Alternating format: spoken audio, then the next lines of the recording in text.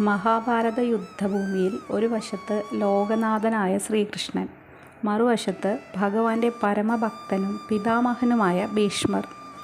അവിടെ നടന്നത് കേവലം ഒരു യുദ്ധമായിരുന്നില്ല, മറിച്ച് ഭഗവാനും ഭക്തനും തമ്മിലുള്ള സ്നേഹത്തിൻ്റെയും വാശിയുടെയും ഒരു പരീക്ഷണമായിരുന്നു. രണ്ട് പ്രതിജ്ഞകളാണ് അവിടെ. യുദ്ധം തുടങ്ങുന്നതിന് മുൻപ് ഭഗവാൻ കൃഷ്ണൻ ഒരു പ്രതിജ്ഞ എടുത്തു. ഞാൻ ഈ യുദ്ധത്തിൽ ആയുധം കയ്യിലെടുക്കില്ല, തേരാളിയായി മാത്രം നിലകൊള്ളും. എന്നാൽ ഭഗവാന്റെ ഭക്തനായ ഭീഷ്മരുടെ ശബ്ദം മറ്റൊന്നായിരുന്നു. കൃഷ്ണ, നിന്നെക്കൊണ്ട് ഞാൻ ആയുധം എടുപ്പിക്കും. അതിന് സാധിച്ചില്ലെങ്കിൽ ഞാൻ ശാന്തനുവിൻ്റെ പുത്രനല്ല. ആ നിർണായക നിമിഷം, യുദ്ധത്തിൻ്റെ 9-ാം ദിവസം, ഭീഷ്മർ ആഞ്ഞടിച്ചു.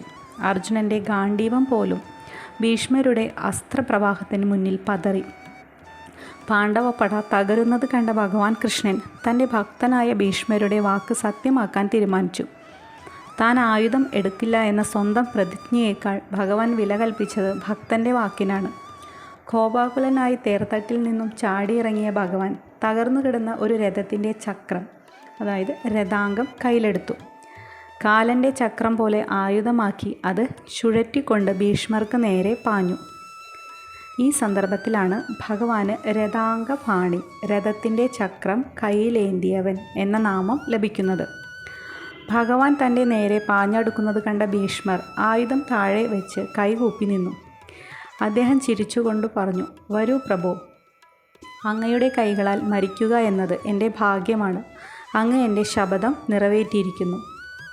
സ്വന്തം അന്തസ്സിനേക്കാളും വാക്കിനേക്കാളും ഭഗവാൻ പ്രാധാന്യം നൽകുന്നത് തന്നിൽ അഭയം പ്രാപിക്കുന്ന ഭക്തൻ്റെ ആഗ്രഹത്തിനാണ്.